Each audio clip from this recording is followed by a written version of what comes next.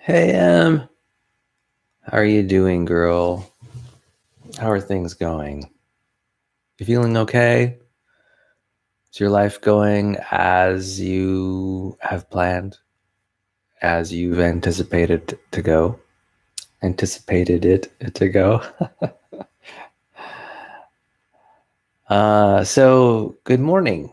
Today is the 16th of February, 2019, and I welcome you into this safe space hopefully filled with comfort and ease, curiosity and understanding. One perhaps that is accepting and warm and maybe has a little something that can put you at ease in the world. Um, I'm doing pretty well so far. I'm doing pretty good. Today was fun.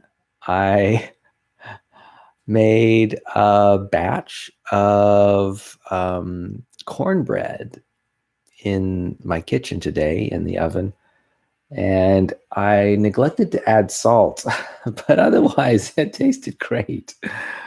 I am a real lover of cornbread.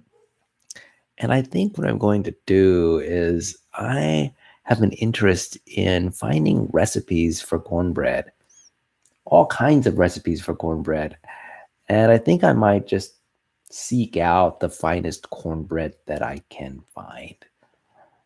Whatever. I'll have to search it out, make some inquiries about what the best recipes are. I was about to make the cornbread this morning using Bisquick baking mix, but it dawned on me that I could just use all-purpose flour instead. And I'm really proud of that. It means that I'm graduating. You see, I spent a lot of time using Bisquick baking mix because for me, it represented simplicity. There's it it was just, it seemed easier. I didn't have to add salt. I didn't have to add baking powder or baking soda. And I didn't even have to add, say, a fat necessarily to the breads that I was making. So it made preparation a lot easier, but I think I'm beginning to grow beyond the Bisquick baking mix. So I'm really pleased about that. It means that I'm growing as a baker. I'm growing as a cook and a chef, and I really appreciate that. I have been cooking like crazy lately. I baked a pizza yesterday, and then I baked some hot fudge, some fudge brownies the other day, a cheesecake. And in fact, in order to make room for my cornbread, I basically had to empty a container filled with oatmeal cookies that I made last weekend. And I hadn't finished eating the oatmeal cookies. In fact, that's actually becoming quite an interesting issue with my cooking, is that I'm cooking so much. There is really no way that I can eat all the food that I cook. It is just not feasible. I'm cooking one or two things a day. And when I cook in medium-sized batches large enough for a small family. And I am a single person. And so I'm often struggling about what to do with all of my baked goods that I put together. In fact, when I made my brownies, my fudge brownies, I would be surprised if I ate even half a brownie. And it's been stored for like 5 days in my refrigerator. And I need to find an outlet for my baking goods. I really do. I want to get better at baking. I enjoy baking. It's a real joy. I really get a lot of happiness, a sense of accomplishment and pride from my baking. I really love the sense of baking in my home and in my kitchen. And I love putting together all of the ingredients. It's important to me. I think it's something that I've done for a while, and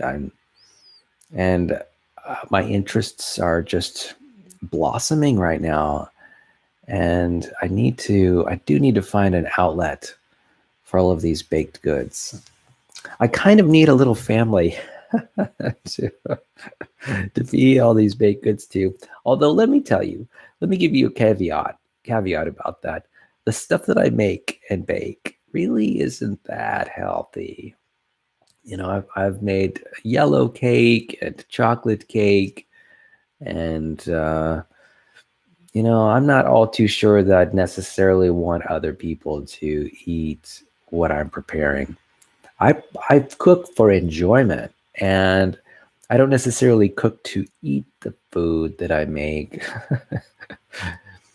I just really enjoy cooking the food. For me, it's the cooking. It's not the eating. I mean, I appreciate some of the eating, but mostly the things that I love to eat are fruits and vegetables. They don't take a lot of preparation. I really enjoy eating things like apples and oranges and pears, watermelons, blueberries, strawberries. I like having like peanut butter jelly sandwiches, and a lot of these things don't take a lot of energy to prepare. I enjoy salads, and these salads are very simple. Essentially, they're greens and some kind of mixed dressing that I might prepare out of, say, vinegar and mustard. It's not hard. It's not a challenge. And you see, maybe that's it. Maybe the cooking that I've done for so many years has been so simple. I'm intrigued by the more complex cooking opportunities that are out there. I'm really, sort of enjoying learning about these cooking skills, developing them. In fact, I was thinking that one of the things that I really like about cheesecake is that everybody seems to love it. And I can sort of palm it off onto people. They will accept it. And I'm not necessarily a cheesecake eater. I try to eat vegan, and so I don't eat cheese. Yeah, it's got saturated fat in it, lots of salt. It's got cholesterol in it. It's not worth eating, really. But it's something that I can prepare and give to other people. They willingly accept it. They love it. And it gives me a chance to, focus on what it is to bake a pie. I figure that in order for me to get really good at baking cheesecakes, I'm thinking I need to bake about 100 cheesecakes. I need to bake 100, which is great. And I've got the energy and willingness and interest, curiosity to bake those 100 cheesecakes. But the problem is, I don't eat cheesecake. And although while I enjoy it as an activity, it raises an issue. What am I going to do with all these cheesecakes? So anyway, I'm thankful that some people want to eat them. I feel a little bit of guilt in terms of offering these wonderful delights to other people when I know that it doesn't do their health any good. I checked the nutrition facts on a slice of cheesecake, and just for one slice of cheesecake, I think the saturated fat content in one slice was high enough to exceed the threshold of 4 days of the recommended amount of saturated fat in one's diet. 4 days, one slice of cheesecake. and you hit your target for saturated fat in one slice. Speaking of preparations, check out what I've got brewing on top of my head here. This is my hair. I had this idea the other day that I would put hairdressing in my hair, like wax or paste or hairspray or gel. I would do that on the weekdays when my hair needed to look nice, but on the weekends, I think I would let things fly without any hairdressing. And I'm actually really liking that idea. It turns out my hair does pretty good on its own when it comes to behaving. And the reason for the change, that is going without any kind of hair gel anyway on the weekends, is that I wanted to experience that whole idea of having free hair, right? I think it looks nice. And I think if I can just, I think I'm beginning to like my curls. Do you see what I got in there? I got some curls in my hair. For the longest time, I had short hair and I used gel in it. And those hair products, de-emphasize the fact that I had curly hair. In fact, I didn't really even know that I had any kind of curly hair until just like a year or two ago when someone mentioned it. And I was really kind of surprised, kind of blown away by the observation. And I looked and checked and I said, oh my gosh, I might very well have curly hair. So for me, it's sort of a discovery, right? I've discovered this new aspect of my hair, which I've had on top of my head. I've looked at every day for 47 years. You know, what if I sort of enhanced the curl in my hair? What would happen if I did that? So I'm exploring that right now. It's kind of neat where, I've got at least I'm aware of enough of my hair to make some changes. And I think going without any kind of hair gel for a couple days is healthy. I like the natural look. I was thinking that when my hair flies away like this, it looks kind of rebellious, right? It's like, I don't care. I think that seems sort of courageous in my view, almost handsome. I think it could be handsome. So we're going to give that a try.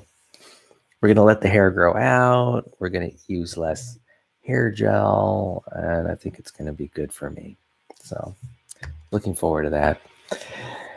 Last week, well, actually, this is Saturday, so this is the end of the week. I did something amazing, and I wanted to tell you about it because, again, it's something I'm proud of. This week, I worked out 5 days in a row. 5 days in a row, which is amazing. I've worked out 2 and 3 days in a row, but I've never worked out 5 days in a row at the gym. And, my workouts are pretty standard. I've got biking and what else? Swimming and weightlifting. And, I do a lot of stuff. And I do running on the treadmill. I do a push-pull leg split routine when I weightlift. So I got plenty of things to do during the week. I just have never really done them day after day after day after day for 5 days in a row. And I'm stoked. If I can pull together a workout routine where I am working out 5 days a week, and these aren't like simple workouts. These are like really rough and tumble. They're like 60 to 90 minute workouts. And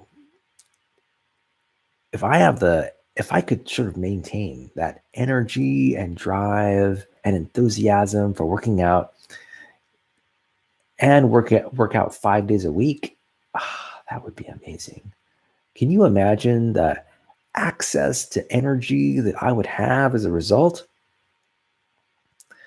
It would be stunning. And can you imagine? I don't know. I mean, I'm just blown away by this possibility. And the fact that I did it, wow, I'm really impressed. I'm impressed with my ability to go get it, you know? And it's kind of funny. I remember when I was contemplating, after having exercised 4 days in a row, the idea of exercising a fifth day.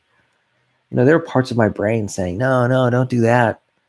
I had voices. No, I didn't have voices, but I had my internal inner dialogue discuss whether it made sense or not to work out for a fifth day in a row.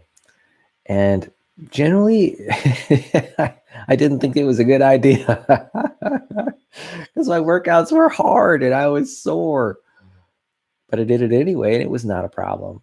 And, for me, it was basically a risk, right? You don't ever want to feel bad, not in your own body, right? And but I did it. And you know what? It was fine. Everything was fine.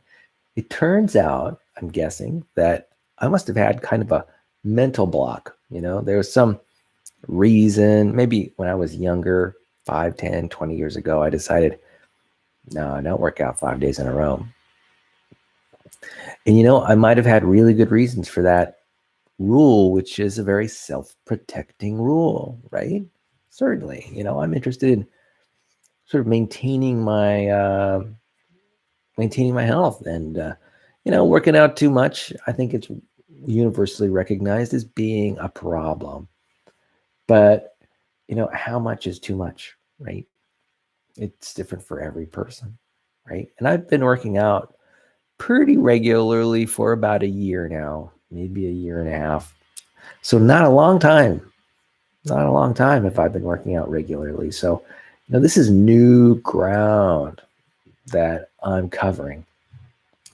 And so anyway, I'm super stoked after about a year's effort of regular exercising, getting to the point where I can work out 5 days a week. Wow. I'm proud of myself, and man, I really want this to happen. Like, I want to continue to work out 5 days a week, every week. I'm really hopeful that I can get it, keep consistently working out all month long. So I don't know. I just wanted to let you know that I was proud about myself for having done it, for having decided to take the plunge, take the risk, and work out. So that's really good news. So part of the title of this video is to talk a little bit about the difference between problem solving and positive inquiry. Now, Emily, I know that you're probably really aware of what problem solving is because it's one of the first things you learn how to do in school, right? They give you problems and you work on them and you show your work maybe and submit your answers to the teacher. So, it's something that we are all well schooled in. And, we learn techniques at school about being consistent, about checking our work, about, when we do our homework, we learn that it takes time to solve problems. Problems aren't necessarily solved instantaneously, and it may take hours or weeks or months or even years or a lifetime to solve a problem. This goes with the territory. There's almost a philosophy of problem solving that exists. There's a best practices set of techniques that people use to problem solve. And you know what? It works. It works just fine. Everybody who applies the techniques regarding things like focus and tracking your progress and things like that, problem solving just works. And I'm here to suggest that there might be other ways, to approach getting your needs met. Now, I'm not saying that problem solving is wrong by any stretch of the imagination, because basically I problem solve and I do it all the time. But there's a problem with problem solving. So I've mentioned this a little bit in the past about, I referenced this in relation to psychology. I have a really strong interest in psychology. And when I was first starting in psychology, one of my primary interests was something called abnormal psychology. This is a study of people who have disorders, right? And these disorders are cataloged in the Diagnostic and Statistical Manual, right? The DSM. And I was just so curious about it as I was growing up, learning about OCD and depression, anxiety, and bipolar disorder and things like this. Very fascinating material. Loved it.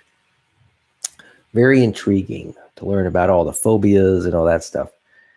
So I had just spellbinding curiosity about the subject, which I loved. Though over time, I realized that it was a focus on, say, what could go wrong in the human mind and in the human brain organically, or, maybe when it comes to problems with thinking, right? Sloppy thinking is what I call it. Overgeneralization, problems with conditioning, problems with attentional problems, things like that. Autism, those kind of spectrum disorders, things like that. So imagine devoting your life to psychology and then continuously focusing on these disorders that arise for one reason or another in the mind. Well, that's actually part of the reason that I decided not to go into psychology.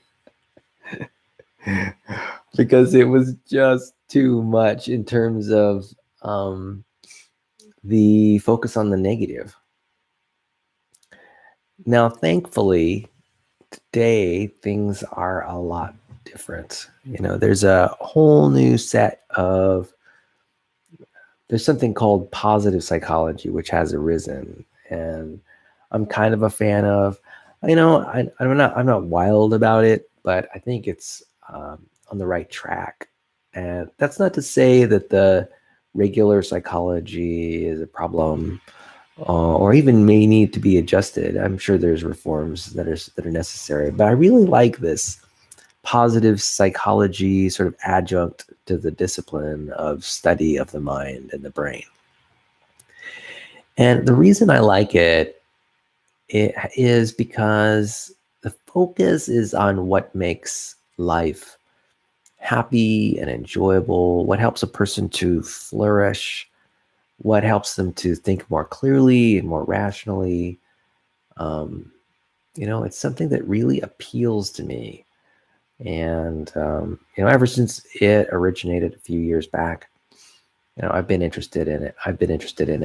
And some of the trends in the discipline. And I've read a lot of the authors who've written books on the subject of positive psychology. And I think that there's a lot of value to be found there.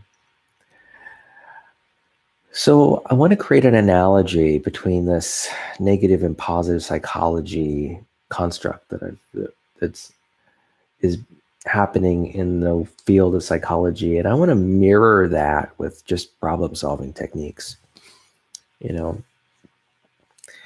Problem solving is important, but there's another way to go. And I think that's positive inquiry.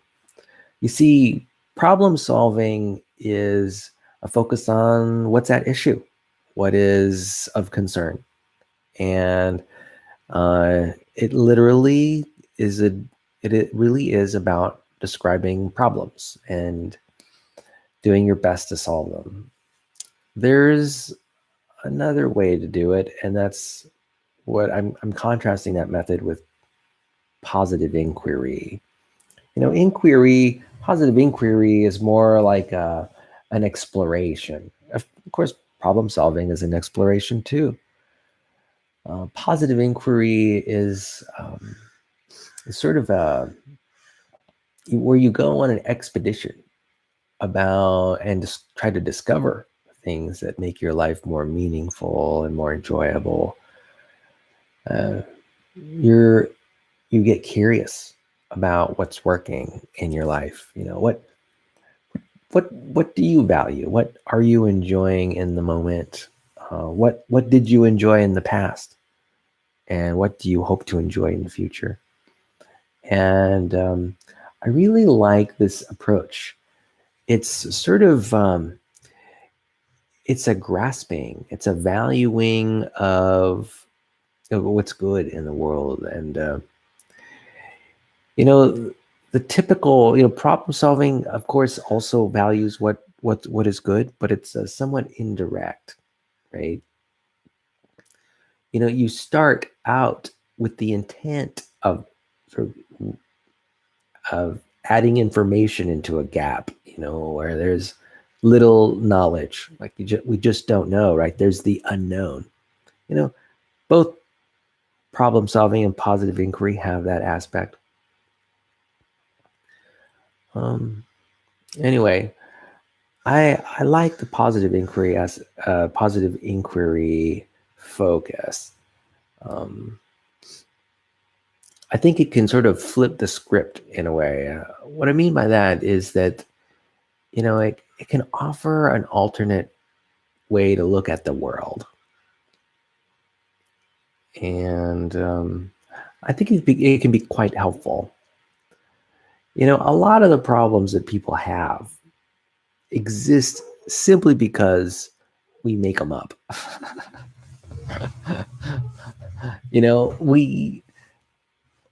I think largely most people are doing pretty well. They're doing pretty good. And the fact is that on occasion, they get bothered by one thing or another, some change in life. And the problem with problem solving is that I think people have a tendency to sort of over focus on what's wrong, right? And people get wrapped up in these really negative stories about the world. Particularly journalists, say, that operate in politics, or I don't know, but it could be in anything, in engineering, a focus on certain problems. I mean, it's healthy, of course, to solve those problems, and the intent is good, right? The intent is about, creating things of value, where in the past there's been some breakdowns, right? And it's really valuable. And it's funny that the intent of problem solving and the intent of positive inquiry are essentially the same, and that is to make things better, right? So in general, they both have the same intent. They just use slightly different techniques. One tries to take the bad and make it a little better. The other one looks at the good and tries to make the good a little better. And so, I think the change in approach is valuable. And I think it has the potential to help lift a lot of people out of depression and sadness and anger, particularly in the social environment. Both techniques are solution oriented, solving the problem and seeking to make things better are, essentially the same thing. It's just a different focus. And anyway, I did want to briefly touch on that, how much I like it. I'm going to move on to a slightly different subject, and that is what I like to do in my spare time. Now, I've been reading on a regular basis. between 30 minutes and an hour every day. And this is a habit and a practice that I love.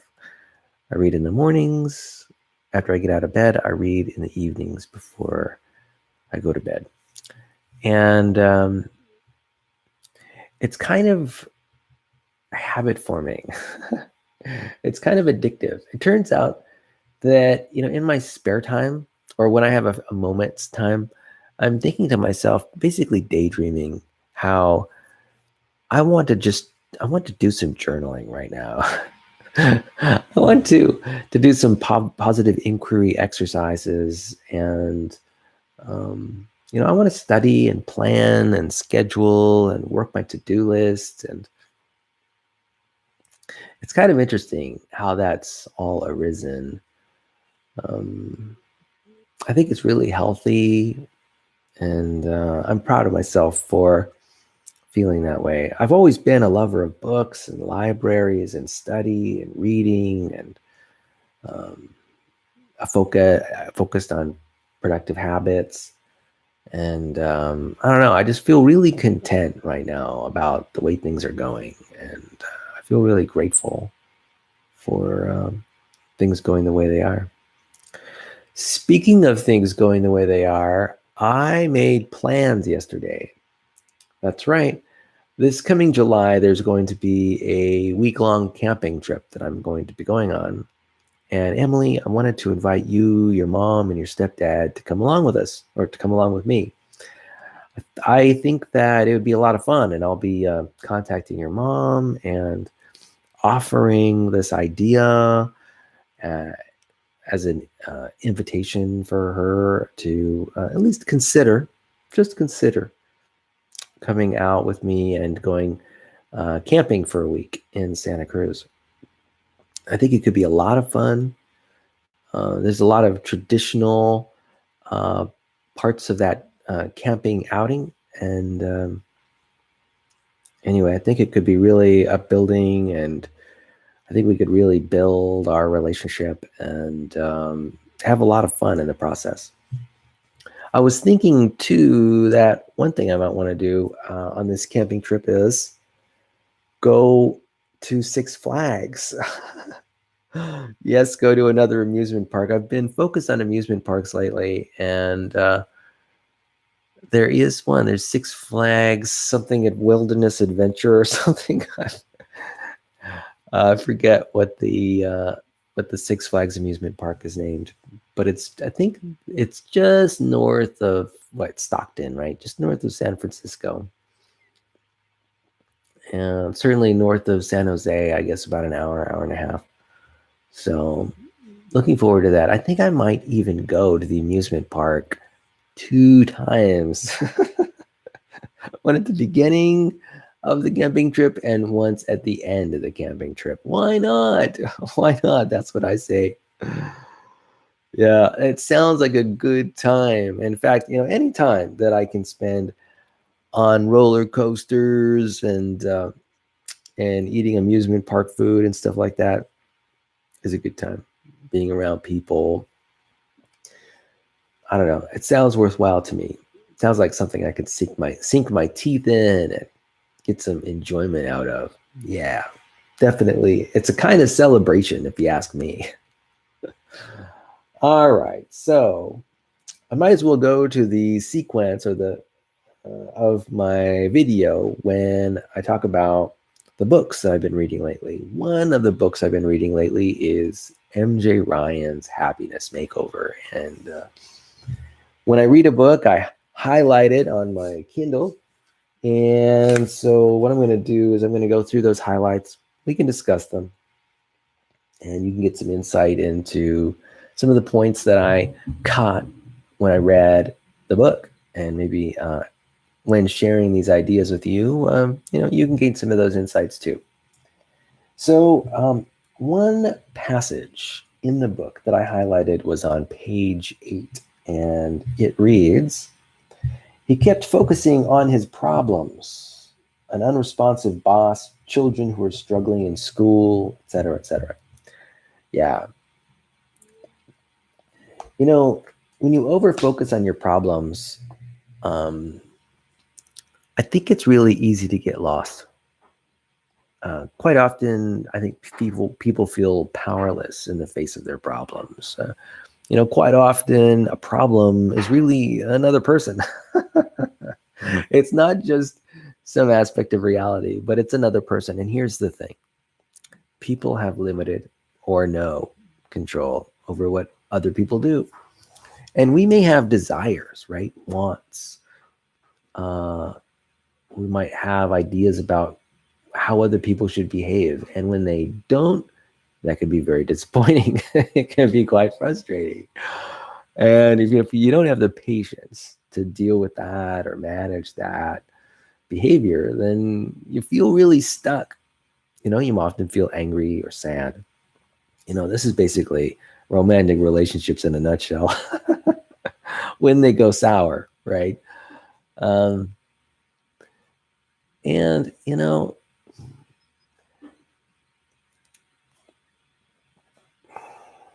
it's easy to get feeling powerless. It's easy to start feeling hopeless about the situation because you want to change in a place where you have no control. and people can really work themselves up into lots of frustration, and some may even take action which is not optimal, right, for the relationship or for themselves.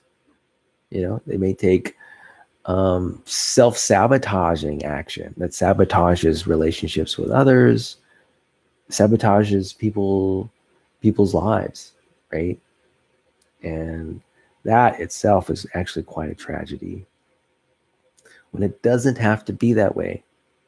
So anyway, there are other ways to deal with problems like that.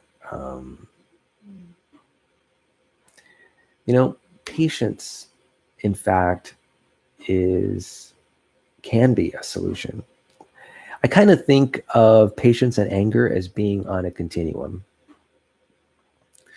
The more patient you are, the less prone you are to getting angry. In fact, turns out that I actually know a few people who are what I call addicted to anger. They're so angry all the time. And almost invariably, the most angry people are the ones that have the least patience. Yeah. It seems like they say phrases like, I don't have time for this, or I'm tired of hearing this, or I'm tired of that. I don't have the energy for that. Who's got time for that? There's this focus on time quite often. These arguments are about a lack of patience, right? That angry people use. I want it now, they might say. Like there are these shoulds, musts, these duties that angry people place on others. And they want other people to act now. Not yesterday. Actually, yesterday, that would have been great. Not tomorrow, but now. What I'm trying to impress on you is that angry people tend to be impatient, right? They also tend not to, how should I say, act with massive energy, energetically, with massive action. They tend to, the most angry people I know tend to be somewhat passive. In fact, they even call it, there's a term for it. It's called passive aggressive, right? These are people who want the world to be a certain way according to their shoulds, and they don't want to take any action, right? They don't want to invest any of their own energy to making it happen. That right there is a recipe for anger. And I think it is born of impatience. And I think it's becoming more and more a problem, partly from a sociological standpoint in our culture with the advent of smartphones, movies, television, other media on the internet. We have shorter attention spans. In fact, We view the world as being highly technological, and any kind of waiting that we're asked to do is something that, at least in our minds as modern humans, think that should have been eliminated by advances in technology or advances in science or thinking or business processes. And we basically become insulted. It's you are asking me to wait? In fact, this happens on the road all the time. I drive on freeways, and half the time I don't know why people are driving so fast. They want to get places. They're impatient. And I have a feeling that people are growing more and more impatient over the years.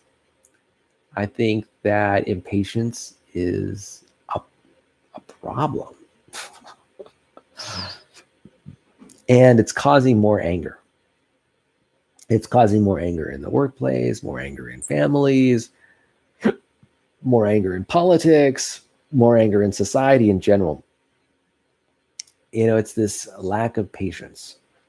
In the past, let's say 100 years ago, just 100 years ago, but even just 2 or 3, 400 years ago, I don't think we even had clocks back then, right? We weren't as time focused back then, and like say the Middle Ages. People just didn't have watches, right? And in order to send a letter, you had to write the letter. That took, actually, before you even write a letter, you had to collect the equipment you needed to write. You needed paper, you needed to track down a pen or pencil. And then you had to write it down. People 500 years ago, they were not very literate. Remember Gutenberg's press didn't come around until like the 1500s. So people just didn't know how to read. And so they didn't know how to write very well, likely. And so things took time. You just can't write a letter in 15 minutes. And back then, if you wanted to write a letter across country or send a letter across country, it might take a week for a letter to get from Los Angeles to New York. It might have even taken longer, right? And this is just like 120 years ago, 150 years ago, not that long ago. People had to wait. So they had to wait on the letter, on the materials, on writing the letter. They had to wait sending the letter. And then there's the other person would have to read and then collect the materials, write the letter, and send a response back. That might take a month between people 500 years ago or longer. So human beings have always had to wait. In fact, one of the things that stuns me the most when I watch, say, National Geographic specials is that quite often I watch these ancient tribes, right? These tribes that haven't changed a lot. They haven't adapted. They haven't sort of they haven't been exposed to our modern society. What strikes me is just how slow everything is. For example, I don't know, I'm just throwing this idea out, like Native American Indians, or maybe not even Native American Indians, but some ancient people. I shouldn't even say ancient. Well, I forget what the word is, but indigenous people, say, pulling together something like a dinner meal. It takes time to collect all of the vegetable matter and all the animal matter they need to eat. If I'm struck by, they use like stone tools, right? And they're using baskets that they have weaved out of straw, right? They're using tools that are made out of, say, sharpened rocks, or who knows what they're using. But pulling together these tools, equipment, food, and all these resources took a lot of time. There was a lot of waiting involved. You just can't throw a batch of cookies into the oven. If you have, say, a Kiva fireplace, you've got to collect the wood. You've got to slice the wood into smaller parts, and then you've got to put them, with some kindling into your Kiva. And, you got to find a source of fire. All this stuff takes time, right? And then when you got the fire going, you got to wait until the fire dies down and you've got coals instead of flames. I mean, things just took hours and hours and hours and hours. That's not true today. Today, we are so benefited by the convenience of life that we don't have to wait. And if I want ice cream, literally, I can get ice cream in 10 minutes as a modern that lives in a city. In fact, if I were really good, I could get pretty much any food I wanted in a matter of an hour, as much as I wanted. So times are different, and people are different, and people are changing. They're becoming less patient and more angry. And it's somewhat tragic.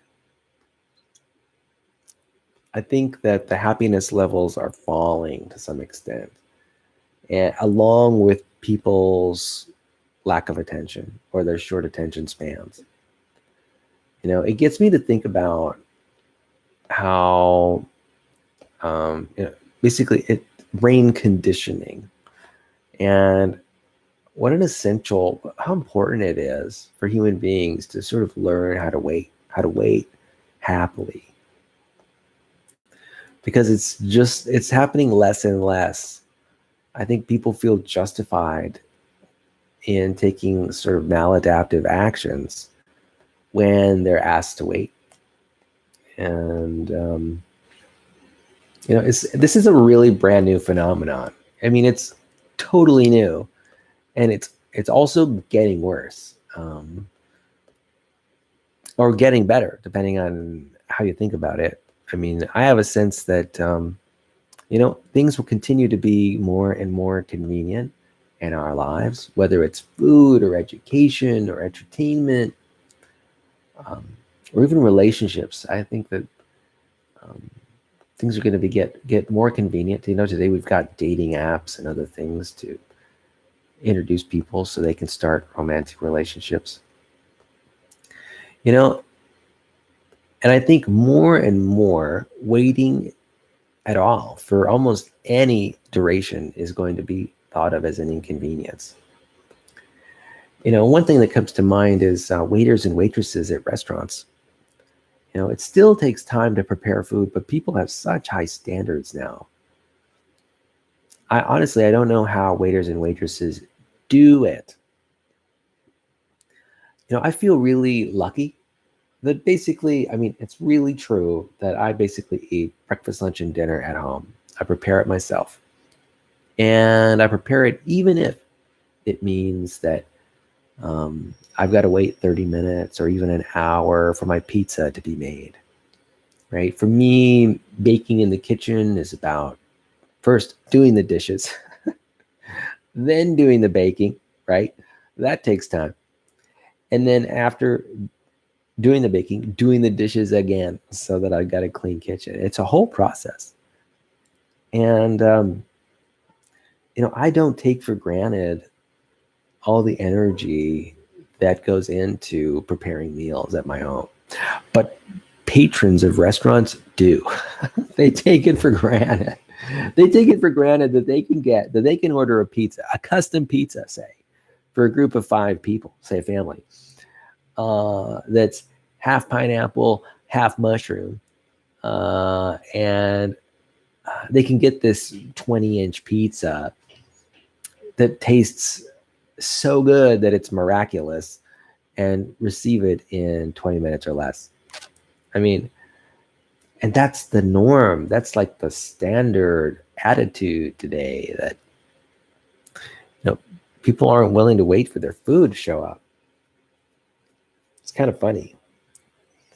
By my standard, just doing the dishes before I even bake the pizza takes 20 minutes. Yeah, no, I'm really proud of that. It's the sort of focus on going slow, which I'm really enjoying. I think there's real power in sort of living life at a slow pace. But now more and more, I think it's seen or viewed as being unnecessary or even a problem. And you know what? It may be. I can imagine it being parts of that issue being a problem, but it's probably a good thing here and there. Anyway, I know that it helps make me happier when I've invested a little bit of my own time and energy and elbow grease in preparing my meal. Yep. So that was my first quote. I've got a lot to say. All right, so let's move on.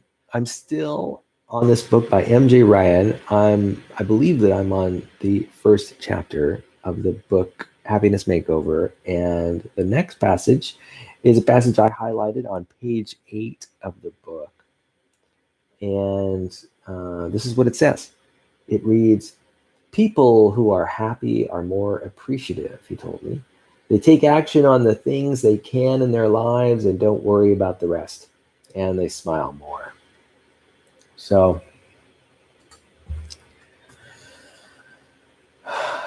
taking action on the things that you can take action on. Yeah. That's half the problem, is figuring out what you can do about it. It's easy to discover or to find out or to learn about problems, but what you do next, well, that's where the problem arises. It's about coming to grips with your powerlessness. Your behavior, your actions have certain, levels of effectiveness. And, combinations of actions have different effects. It's not entirely clear always what one can do to create the positive outcomes that you want to see. I know that sometimes when things go wrong, I feel a little bit indignant. I've got this sense where I almost expect that things will go well. I've lived long enough, and I've got a lot of automatized behavior that's been working for me all these years. And I'm surprised when things don't go well. It's like, what? What is reality to entertain doing things different than any way that I expect? What is life? Who gave the sun permission to shine so brightly today? It's like, it is kind of like an indignant, like, how could that be? I expect success. And you know what? That's natural. That comes with, developing skills, a skill set that's effective in the world. I've got that. And I'm really proud of my accomplishment. And it may be that I over rely on that. I might be a little bit overconfident at times that my behavior will result in success. And when it doesn't, I'm surprised. It's like, how can that be? I'm stunned. And, it's funny how that I continuously learn that lesson, even in my conversations with other people. I might sit down face to face with another person. They might tell me about, how they just got a divorce, or who knows what they're telling me. And I might make certain assumptions about what might be going on with them. And when I inquire and they tell me something that's different than I expect, I'm like agape. I'm like, how can it be? I still get surprised by other people's responses. It happens all the time. I get surprised by reality all the time. Um, you know, as a human being, I'm working all kinds of avenues to sort things out, right? Get things sorted, get things organized. Doesn't always work out the way I expect. Sometimes it's like, where did that come from? That came out of left field, you know? Anyway, I'm really pleased just to have the confidence to take action and to expect success. I mean, not everyone can say that, you know? I really am doing well in that respect. I'm really quite satisfied about the way life is turning out, and I feel really lucky I think compared to others. Of course, I do have a tendency to make downward comparisons. I'm the one who makes comparisons between myself and people who are less fortunate. That always makes me happy. I on occasion do upward comparison, but that's a little bit depressing sometimes. So thankfully I've gotten that far, and I'm smart enough to know who to compare myself against. And I've made it so automatic that I almost don't notice it anymore.